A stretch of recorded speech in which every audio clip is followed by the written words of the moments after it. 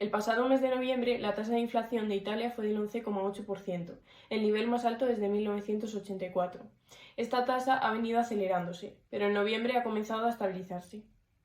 Por otro lado, en este año 2022 se han producido cambios en el gobierno italiano, consecuencia de las elecciones generales del 25 de septiembre.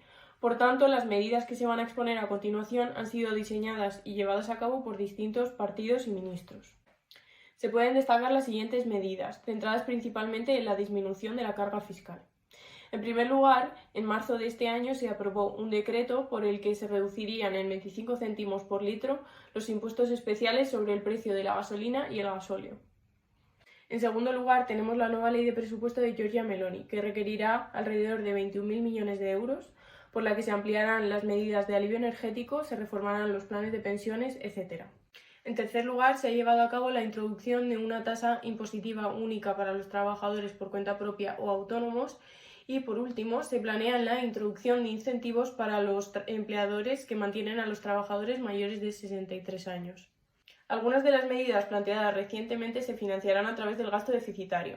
Se prevé que el déficit crezca hasta un 4,5% del PIB.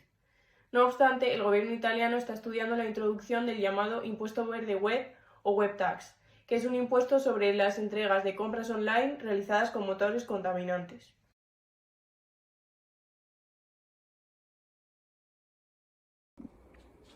Al mismo tiempo que Alemania, los Países Bajos abogan por la sostenibilidad de la deuda, pese a que se hayan suspendido las reglas fiscales, haciendo un hincapié en la necesidad de reducir tanto la deuda como el déficit en un contexto de elevada inflación. Los Países Bajos, por su parte, han propuesto una serie de medidas para el 2023 para poder impulsar el poder adquisitivo en los hogares.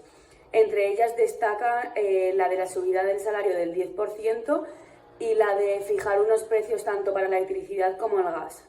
En conclusión, aunque no prevé implementar ninguna política para abordar la reducción del poder adquisitivo en 2022, sí que planea reducir el impuesto a la renta para los tramos impositivos del próximo año. Una vez que hemos analizado todas las medidas de estos 5 países, nos hacemos la siguiente pregunta. ¿Cuáles son las medidas que han sido más efectivas y han contribuido más a paliar toda esta situación de inflación y cuáles son aquellas que no han contribuido tanto a la causa? Para ello vamos a comparar las medidas de los diferentes países y vamos a analizar su IPC. Si intentamos buscar la clave del éxito centrándonos en las medidas tomadas por aquellos países con menor IPC, tendremos que centrarnos en Francia y España, que tienen un 6,2 y un 6,8% de IPC respectivamente. Estos países han tomado una serie de medidas comunes, como por ejemplo limitar la subida de los alquileres. También además se han centrado en limitar la subida de precios del gas y la electricidad. Esta última medida de limitar el gas y la electricidad también está en común con Alemania, que es el tercer país con menor IPC. Una vez analizados estos 3 países, nos vamos a Italia y Países Bajos, que de los 5 son los que tienen mayor IPC. Estos son Italia con un 11,8 y Países Bajos con un 14,3. En el caso de Italia, vemos que todas las decisiones a la hora de buscar información estaban muy relacionadas con las elecciones nacionales que ha habido en el país. Hemos tenido que diferenciar entre medidas tomadas por el antiguo presidente y medidas tomadas por la nueva presidenta Meloni. Así, vemos que no se ha dado quizá la correcta importancia al tema, ya que estaban enfocadas en otros temas políticos. En el caso de los Países Bajos, vemos que la mayoría de medidas todavía no están vigentes, sino que empezarán a estar vigentes en 2023 o 2024.